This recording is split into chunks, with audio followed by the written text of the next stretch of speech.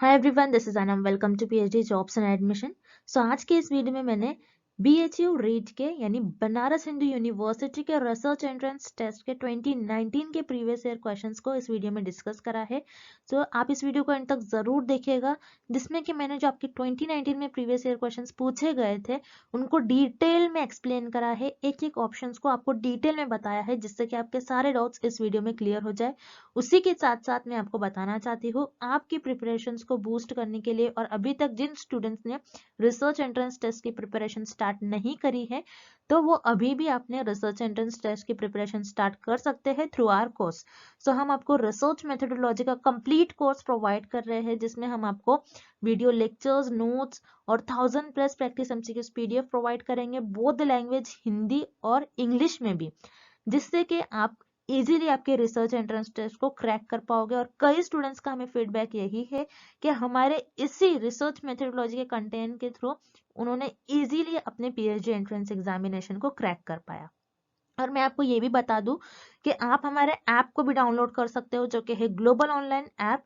इस ऐप पर आपको एक ही क्लिक में सारा स्टडी मटेरियल देखने मिल जाएगा। आप इजीली ऐप के थ्रू हमारे स्टडी मटेरियल को एक्सेस कर सकते हो। जैसे कि आप स्क्रीन पर देख रहे हो, हमारे ऐप का लोगो कुछ इस तरीके से है।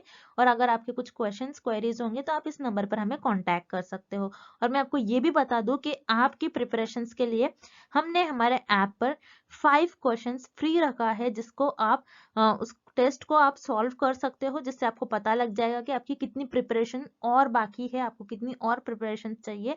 सो आप इजीली हमारे ऐप को डाउनलोड कर सकते हो। ये एकदम फ्री टेस्ट होने वाला है, जिसमें मैंने 5 बहुत इंपॉर्टेंट क्वेश्चंस आपके लिए रखा है। आप उस टेस्ट को उस टेस्ट में आप अपीयर हो जाइए, जिससे कि आपकी प्रैक्टिस आपको पता चलेगी कि कितनी आपको प्रैक्टिस और चाहिए। So let's begin with the video. हमारे इस रिसर्च मेथोडोलॉजी के कोर्स में हम आपको full syllabus video lectures, notes, 10 full syllabus mock test, 1000+ practice MCQs PDF provide करेंगे in both language Hindi as well as in English.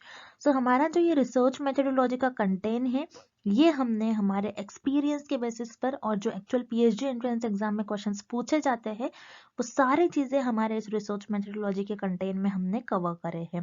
तो आपको हमारा, अगर आप कोर्स परचेस करोगे, अगर आप हमारा कोर्स फॉलो करोगे, तो आपको कुछ इस तरीके से हमारे रिसर्च मेथोडोलॉजी के कंटेंट में आपको प्रिपरेशन करना है कि आपको हमारे जो नोट्स है और जो मॉक टेस्ट को एक वीक में कवर कर लेना है। और ये जो 1000+ एमसीक्यूज पीडीएफ है, 1000+ एमसीक्यूज पीडीएफ, ये आप आपके एज अ रिविजन के तौर पर यूज कर सकते हो। आप आपके एग्जाम के एक दिन पहले, और अगर आप आपके एग्जाम के इवन 4 to 5 आवर्स पहले भी इसको एक बार रीड कर चले जाओगे, तो आप एग्जाम में इजीली क्वेश्चंस को मार्क कर आ जाओगे। तो मैं आपको गारंटी देती हूँ कि हमारे इसी रिसर्च मेथोडोलॉजी के कंटेंट से आपको एग्जाम में क्वेश्चंस पूछे जाएंगे। हमारे जो स्टूडेंट्स हैं, हमारे जो बैच के स्टूडेंट्स हैं, उन कई स्टूडेंट्स का फीडबैक है कि उनको हमारे इस रिसर्च मेथोडोलॉजी के कंटेंट से डायरेक्टली एग्जाम में 10 to 12 क्वेश्चंस पूछे गए थे। सो हमारे इस स्टडी मटेरियल को परचेस करने के लिए आपको इस नंबर पर हमें व्हाट्सएप के थ्रू कॉन्टैक्ट करना है। याद रखिए, आपको व्हाट्सएप के थ्रू ही हमें कॉन्टैक्ट करना है। और आप अगर मैसेज करते हो, मैसेज करने के विद इन 15 to 20 मिनट्स में आपको सारा स्टडी मटेरियल प्रोवाइड कर देंगे। और आप हमारे ऐप को भी डाउनलोड कर सकते हो, जो कि है ग्लोबल ऑनलाइन ऐप। सो इस ऐप पर आपको 1 मंथ की वैलिडिटी मिलेगी, और अगर आप ऐप पर जाते हो तो आपको डायरेक्टली वहां पर सारा कंटेंट इजिली अवेलेबल हो जाएगा। और ऐप को डाउनलोड करने के लिंक मैंने डिस्क्रिप्शन बॉक्स में प्रोवाइड कर रखी है। सो वहां से आप हमारे ऐप को एक्सेस कर सकते हो। And let's begin with the video. शून्य परिकल्पना का परीक्षण करने के लिए एक शोधकर्ता उपयोग नहीं करता है। To test null hypothesis a researcher does not use. So इस प्रश्न में पूछा जा रहा है कि रिसर्चर यानी आपके शोधकर्ता है, वो शून्य परिकल्पना का परीक्षण कर रहे हैं, यानी नल हाइपोथेसिस को टेस्ट कर रहे हैं। सो नल हाइपोथेसिस को टेस्ट करने के लिए जो रिसर्चर है वो कौन सा टेस्ट का उपयोग करेंगे, कौन सा टेस्ट का यूज करेंगे, हमें ये पता करना है। जैसे कि आपको पता है, हम रिसर्च में हाइपोथेसिस ले डाउन करते हैं, यानी हम अपने अजम्पशंस और गेसेस के बेसिस पर एक हाइपोथेसिस, एक टेंटेटिव स्टेटमेंट ले डाउन करते हैं, जिसे हम हाइपोथेसिस कहते हैं। और उसमें आपकी जो नल हाइपोथेसिस होती है, नल हाइपोथेसिस बताती है कि जो चर है, आपके चरों के बीच में कोई संबंध नहीं है, यानी वेरिएबल्स के बीच में कोई भी रिलेशन नहीं है, there is no relationship between the variables. अब नल हाइपोथेसिस को रिसर्च अपनी रिसर्च में टेस्ट करते हैं, सिर्फ और सिर्फ नल हाइपोथेसिस को, यानी शून्य परिकल्पना का रिसर्चर परीक्षण करते हैं। अब शून्य परिकल्पना का जब रिसर्चर आपके शोधकर्ता जो है ये इसका टेस्ट करते हैं, इसका परीक्षण करते हैं, ये बताते हैं वेदर इट इज ट्रू और फॉल्स, यानी ये सत्य है या फिर असत्य है, ये हमें बताते हैं। अब जब नल हाइपोथेसिस को टेस्ट करा जाता है तो इसके लिए जो शोध करता है ये डिफरेंट डिफरेंट और अलग अलग प्रकार के परीक्षण का उपयोग कर कर नल हाइपोथेसिस को टेस्ट करते हैं। अब कौन कौन से वो टेस्ट होते हैं, सो याद रखना है chi square test, T test and ANOVA test. यानी काई स्क्वायर परीक्षण, टी परीक्षण और एनोवा, इन तीनों भी परीक्षण का शोधकर्ता यूज करते हैं, उपयोग करते हैं शून्य परिकल्पना का परीक्षण करने के लिए। अब काई स्क्वायर टेस्ट क्या होता है, बहुत इंपॉर्टेंट है, आपको ध्यान से सुनना है। कई स्टूडेंट्स को पता ही नहीं होता कि काई स्क्वायर टेस्ट होता क्या है। सो काई स्क्वायर टेस्ट के 3 मेजर पॉइंट आपको याद रखना है। सो फर्स्ट पॉइंट होता है काई स्क्वायर टेस्ट यूज करा जाता है difference between observed value minus expected value. Okay, difference between यानी ऑब्जर्व वैल्यू का जो डिफरेंस होगा, यानी ऑब्जर्व वैल्यू आपकी जो आएगी और एक्सपेक्टेड वैल्यू जो आएगी आप उसका माइनस करोगे, यानी difference between observe and expected value. अब ऑब्जर्व और एक्सपेक्टेड वैल्यू क्या होती है, ऑब्जर्व वैल्यू क्या होगी कि आपको जो एक्चुअल मार्क, जैसे फॉर एग्जाम्पल के थ्रू हम समझते हैं, एक्सपेक्टेड वैल्यू, आपने एक पेपर देकर आ गया, पेपर 100 मार्क का आपका पेपर था, आपने एक्सपेक्ट कर लिया, आपने आपके करेक्शन देख लिया, आपने आपका आकर पेपर को एनालाइज करा और आपने ये देखा कि आपको हो सकता है 85 मिल सकते हैं मार्क्स आउट ऑफ 100। ओके, अब आपके जो ऑब्जर्व वैल्यू है, जो आपको एक्चुअल में रिजल्ट आने के बाद मिल रहा है आपको मार्क्स, वो मिल रहे हैं 80। तो ये हो गया आपका ऑब्जर्व वैल्यू और expected value. So difference between observe and expected value, यानी ऑब्जर्व और एक्सपेक्टेड वैल्यू का जो डिफरेंस है, इसे मेजर करने के लिए काई स्क्वायर टेस्ट का यूज करा जाता है। अब किस तरीके से आपको ऑब्जर्व वैल्यू मिल सकती है, जैसे सैंपल से आपको कुछ इन्फॉर्मेशन मिल रही है, तो वो हो जाएगी आपकी ऑब्जर्व वैल्यू। आपने एक्सपेरिमेंट परफॉर्म कर कर देखे, एक्सपेरिमेंट के पहले आप कुछ एक्सपेक्ट कर सकते हो कि इतना मुझे मिल सकता है, और ऑब्जर्व क्या है, जो रियल वैल्यू आपको मिल रही है।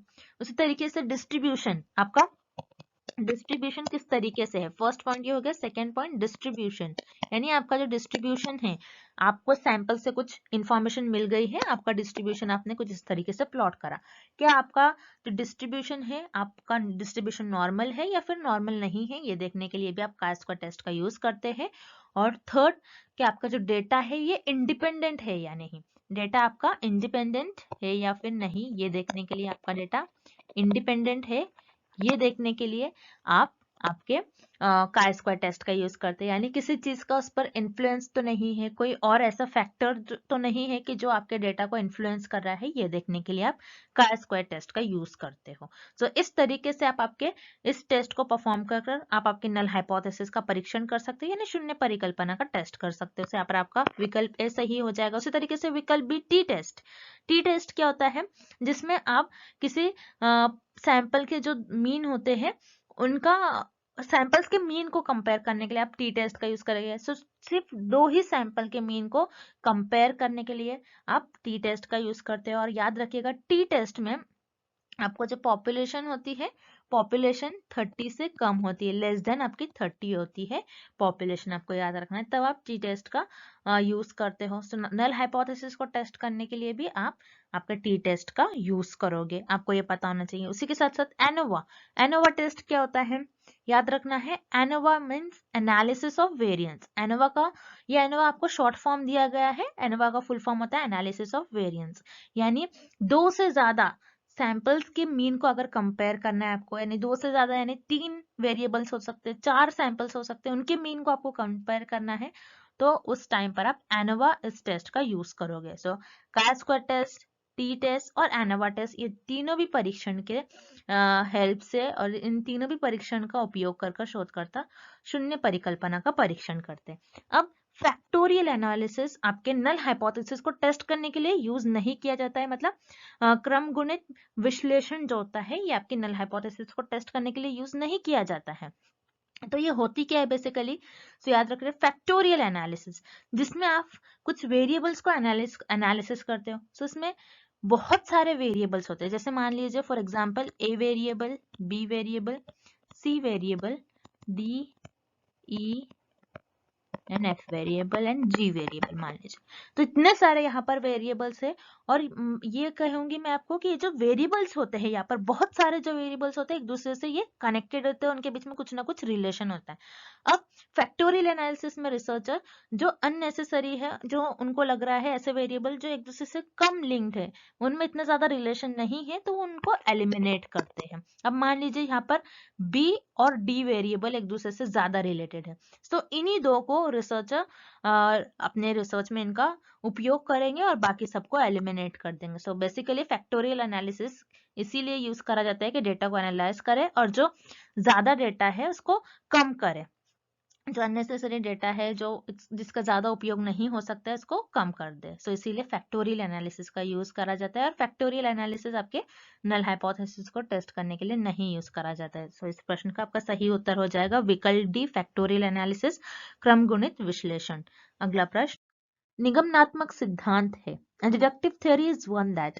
सो इस प्रश्न में हमें निगमनात्मक सिद्धांत क्या होता है उससे हमको बताना है, उससे रिलेटेड हमें कुछ ऑप्शंस दिए गए, हमें बताना है कि कौन सा विकल्प सही होगा, यानी डिडक्टिव थ्योरी क्या होती है ये बताना है। हम डिडक्टिव थ्योरी में हम क्या करते हैं, उद्देश्य क्या होता है इसका, ये बताना है हमें इस प्रश्न में।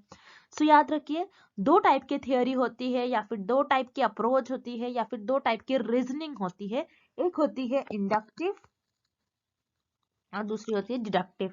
इंडक्टिव, इंडक्टिव मतलब कुछ इंड्यूस करना, कुछ आप क्या करते हो थ्योरी बनाते हो जिसमें थ्योरी की हेल्प से डेटा बनाते हो, इंफॉर्मेशन इकट्ठा करते हो, इंफॉर्मेशन एकत्र करते हो, कुछ जनरल थ्योरी दे देते हो, उसे हम कहते हैं इंडक्टिव थ्योरी। अब डिडक्टिव थ्योरी में क्या करते हो आप, डिडक्टिव थ्योरी में आप आपकी जो थ्योरी प्रेजेंट होती है, जो आपने इंडक्टिव थ्योरी में या फिर इंडक्टिव रीजनिंग में जब भी आप थ्योरी बना लेते हो, जब भी आपके पास सिद्धांत होते हैं, उन्हीं सिद्धांतों को यूज करते हुए उनको इन्वॉल्व करते हो आप आपकी डिडक्टिव थ्योरी में, और डिडक्टिव थ्योरी में उनको इन्वॉल्व करने के बाद उस पर आप आपके हाइपोथेसिस ले डाउन करते हो, यानी परिकल्पना ले डाउन करते हो।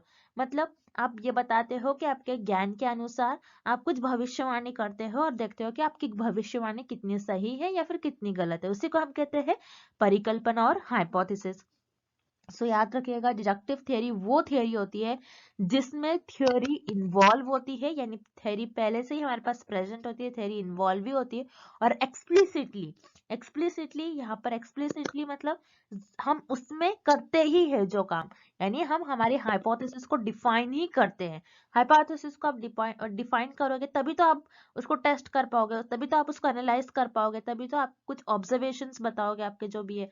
सो याद रखिएगा डिडक्टिव थ्योरी वो थ्योरी होती है जिसमें आप आपके पास थ्योरी इन्वॉल्व होती है और एक्सप्लिसिटली आप किस चीज पर फोकस करते हो, आपके हाइपोथेसिस को डिफाइन करने के लिए। ओके, यानी सिद्धांत और स्पष्ट रूप से परिभाषित परिकल्पना शामिल करते हैं हम निगमनात्मक सिद्धांत में।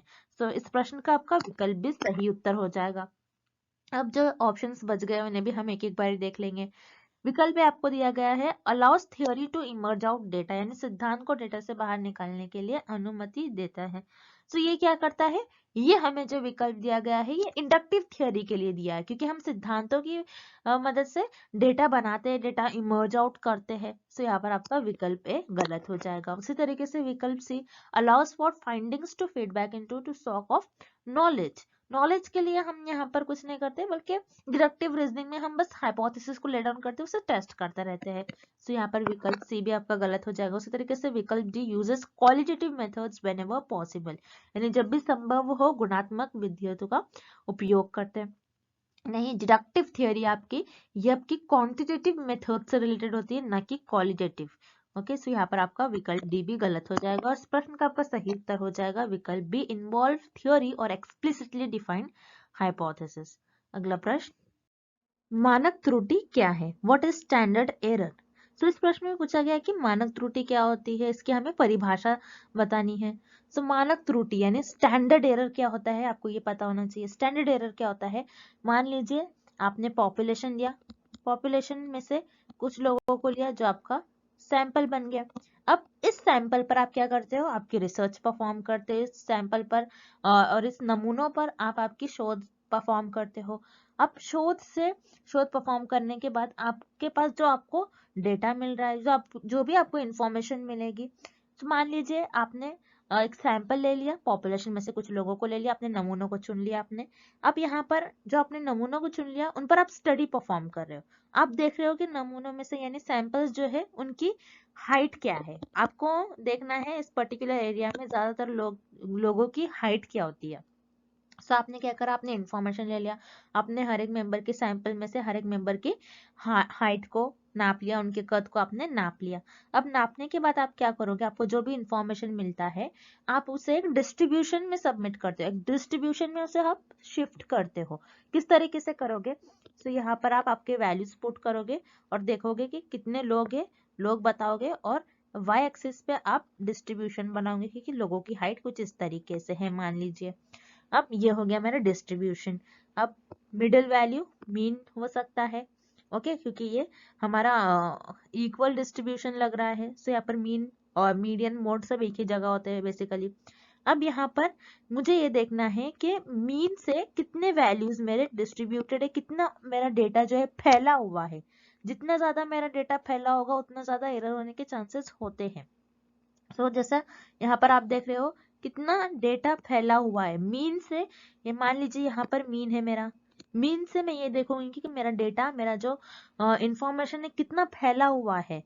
मान लीजिए यहाँ पर बहुत सारे लोग हैं जिनकी हाइट इस रीजन में लाई कर रही है, बहुत सारे लोग हैं जिनकी हाइट इस रीजन में लाई कर रही है। सो ये मीन से उतना दूर चले जाते हैं, इसे हम कहते हैं standard deviation. So standard deviation क्या बताता है बेसिकली कि आपका डेटा किस तरीके से स्प्रेड आउट है। और स्टैंडर्ड डिविएशन जो होता है, सैंपल का जो स्टैंडर्ड डिविएशन होता है उसी को हम कहते हैं स्टैंडर्ड एरर। ज्यादा कंफ्यूज नहीं होना है आपको। आपने क्या करा, सैंपल से कुछ इन्फॉर्मेशन ले ली, डेटा कलेक्ट कर लिया, उसको आपने कुछ ग्राफ में इस तरीके से स्प्रेड आउट कर ली। अब जैसे मान लीजिए मैंने यहाँ पर मीन ड्रॉ कर लिया, मेरा मीन यहाँ पर आ रहा है, ज्यादातर लोगों की हाइट यहाँ पर आ रही है। अब मैं क्या देखूंगी कि मेरा डेटा किस तरीके से कितना स्प्रेड आउट है, कितना फैला हुआ है। तो जितना फैला हुआ रहता है डेटा उसे हम कहते हैं स्टैंडर्ड डिविएशन। ये पॉपुलेशन सॉरी ये सैंपल का आपका स्टैंडर्ड डिविएशन है, और जो आपके सैंपल का स्टैंडर्ड डिविएशन होता है वही होता है आपका स्टैंडर्ड एरर। आपको ये पता होना चाहिए। तो इस प्रश्न का आपका विकल्प ए सही उत्तर हो जाएगा। उसी तरीके से हम जो रिमेनिंग ऑप्शंस दिए गए हैं उन्हें भी हम एक एक बारी देख लेते हैं, आपको पता चल जाए कि और कौन से एरर्स भी होते हैं। जैसे यहाँ पर विकल्प बी आपको दिया है model error, value of the standard range of a statistic. आंकड़े भी मानक श्रेणी का मॉडल त्रुटि नाम। तो मॉडल एरर क्या होता है, मतलब मॉडल त्रुटि क्या होती है आपको ये पता होना चाहिए। मॉडल एरर किस नेम से आया है, मॉडल को हम मोड भी कहते हैं। अब मोड क्या होता है, मोड आपके डेटा में ऐसी वैल्यू जो सबसे ज्यादा बार रिपीट हो रही है। मान लीजिए आपको कुछ डेटा मिल गया, ओके, उसमें आपके डेटा में 50 वैल्यू बार बार रिपीट हो रही है, तो ये क्या हो गया आपके डेटा के मोड। अब मोड में भी कुछ एरर्स होने के चांसेस होते हैं, जो आपके डेटा में ज्यादा बार रिपीट हो रही है वैल्यू, तो उसके रेंज में कुछ एरर हो रहा है, तो उसे हम कहते हैं मॉडल एरर।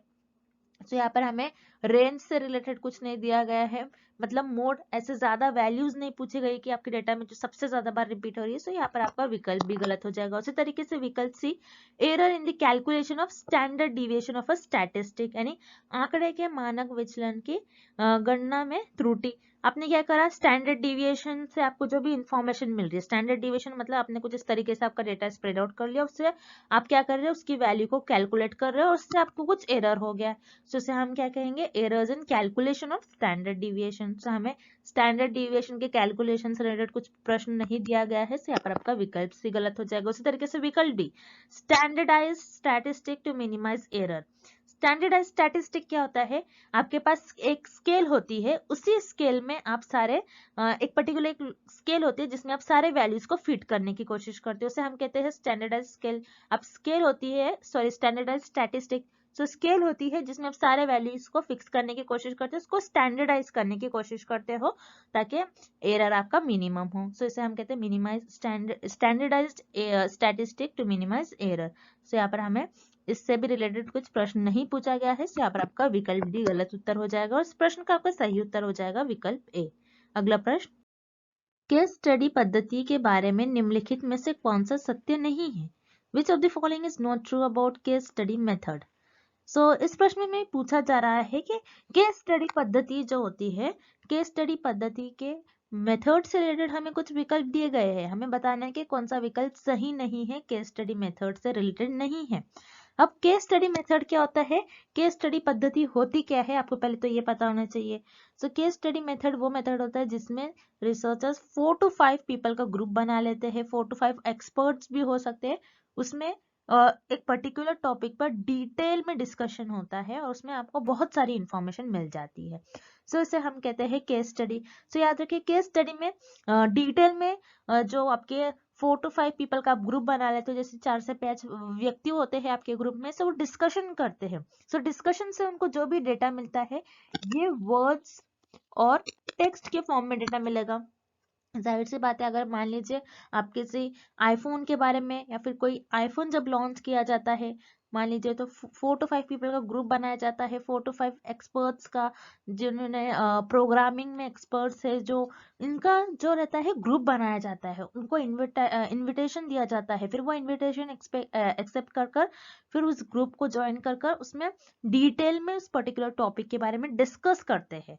तो उसे यहाँ पर डिस्कशंस के थ्रू जो उनको इंफॉर्मेशन मिलती है कि वर्ड्स और टेक्स्ट के फॉर्म में मिलती है। सो वर्ड्स और टेक्स्ट के फॉर्म में कौन सी आपको इंफॉर्मेशन मिलती है, सिर्फ और सिर्फ क्वालिटेटिव रिसर्च में। सो याद रखिए केस स्टडी मेथड जो होता है आपके क्वालिटेटिव नेचर का होता है। क्वालिटेटिव रिसर्च में भी हम क्या करते हैं, हमारे पास जो भी डेटा मिलता है वर्ड्स और टेक्स्ट के फॉर्म में मिलता है, नंबर्स के फॉर्म में हमें डेटा नहीं मिलता है। हम यहाँ पर डेटा जमा करते हैं, बेसिकली हम थ्योरीज बनाते हैं, हम डेटा एकत्र करते हैं, डेटा को एक न्यू डेटा हमारे पास मिलकर आता है। सो ये होती है आपकी क्वालिटेटिव रिसर्च, जिसमें आपके पास जो डेटा होता है ये वर्ड्स और टेक्स्ट के फॉर्म में होता है जनरली। सो ये पता चल गया हमें कि आपकी जो केस स्टडी मेथड होता है ये क्वालिटेटिव नेचर का होता है, यानी गुणात्मक नेचर का होता है। देन यहाँ पर ऑप्शन ए और बी देख लेते हैं हम। ऑप्शन ए दिया गया है, it is an expensive method. Yes, आपका केस स्टडी मेथड जो होता है एक्सपेंसिव होता है। एक्सपेंसिव मेथड क्या होता है, अब जैसे आप 4 to 5 एक्सपर्ट्स को बुला रहे हो, ओके मान लीजिए आपने कोई न्यू डिसीज आई है, उस पर आपने कोई एक्सपर्ट्स को बुलाया है जो बहुत फेमस है और जो पूरे वर्ल्ड से आपने बुलाया है, या फिर कोई भी अपने कंट्री से बुलाया है, कोई भी अपनी सिटी से बुलाया है। सो यहाँ पर उनको इनविटेशन के लिए आपको अप्रोच करना होता है, फिर वो आते हैं, वो आपकी फी चार्ज करेंगे, जो भी करेंगे। सो यहाँ पर उनको जो ये मेथड होता है एक्सपेंसिव होता है। ओके सो ये मेथड एक एक्सपेंसिव मेथड होता है कंपेयर टू अदर मेथड्स। सो यहाँ पर आपको विकल्प ए भी सही दिया गया है। उसी तरीके से विकल्प भी there are many chances of making errors, यानी यहाँ पर एरर्स यानी गलतियां करने के बहुत संभावनाएं होती है। आपकी जो त्रुटि होती है, त्रुटि बहुत ज्यादा होने के आपकी संभावनाएं होती। क्यों ज्यादा हो सकती है, क्योंकि यहाँ पर जैसे मैंने बताया आपको केस स्टडी मेथड में 4 to 5 पीपल का, 4 से 5 व्यक्तियों का ग्रुप बना लेते हैं, उसमें एक पर्टिकुलर टॉपिक पर डिटेल में आपको डिस्कशंस होते हैं, आपको डिटेल में डिस्कस करना होता है। सो इससे क्या होता है, बहुत ज्यादा डेटा निकल के आता है आपके पास। सो बहुत ज्यादा डेटा होने की वजह से, बहुत डिटेल में आप पढ़ते हो तो बहुत ज्यादा होने की वजह से एरर ज्यादा होने के चांसेस होते हैं। सो ये भी आपको सही विकल्प दिया गया है। सो बच गया आपका ऑप्शन डी। तो याद रखिएगा आपका जो केस स्टडी मेथड होता है ये क्वांटिटेटिव मेथड नहीं होता है, यानी आपका केस स्टडी पद्धति जो होती है ये मात्रात्मक प्रकृति नहीं होती है, ये आपकी गुणात्मक होती है, गुणात्मक नेचर की होती है, ना कि मात्रात्मक। मात्रात्मक नेचर क्या होता है, जिसमें आपके पास सिर्फ नंबर्स में इंफॉर्मेशन हो, ओके आप जिसमें स्टैटिस्टिकल मेथड ज्यादा यूज करो, मैथमेटिकल प्रिंसिपल्स आप यहाँ पर ज्यादा यूज करते हो।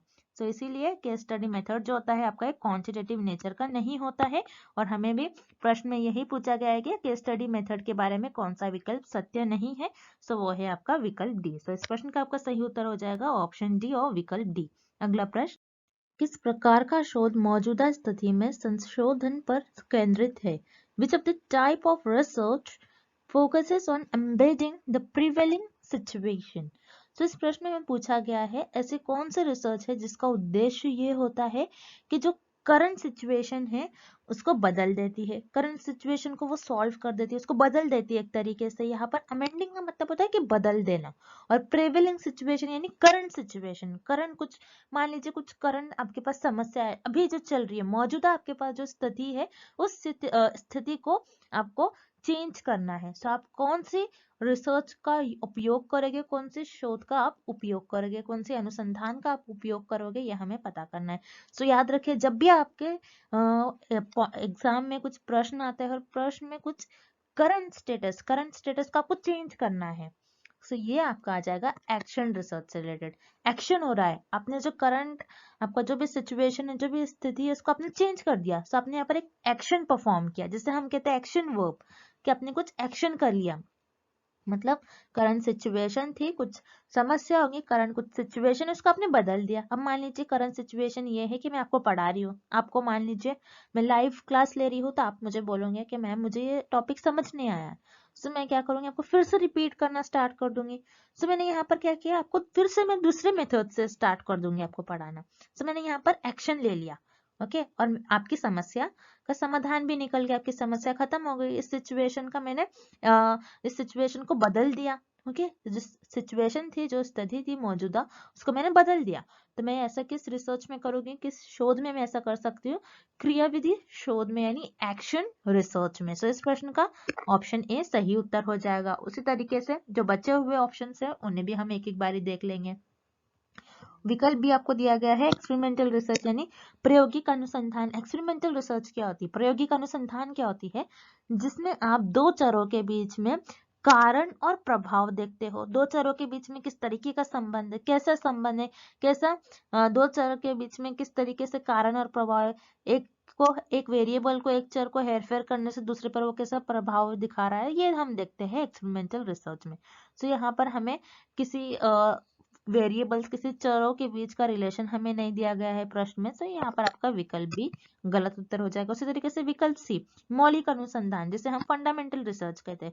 सो मौलिक अनुसंधान का उद्देश्य क्या होता है, मेन एम क्या होता है, कि रिसर्चर इस रिसर्च को इसीलिए करते हैं ताकि वो अपनी नॉलेज को इंक्रीज कर सके, ताकि वो अपनी क्यूरियोसिटी को फुलफिल कर सकते हैं, अपनी जिज्ञासा को वो फुलफिल कर सके, इसीलिए मौलिक अनुसंधान का उपयोग करते हैं। तो यहाँ पर मौलिक अनुसंधान भी इस प्रश्न का सही उत्तर नहीं होगा।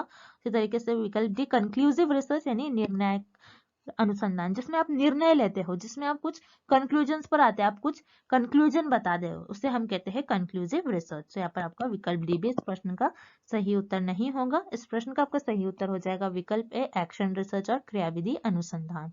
एंड आज के लिए बस इतना ही, and thank you for watching this video.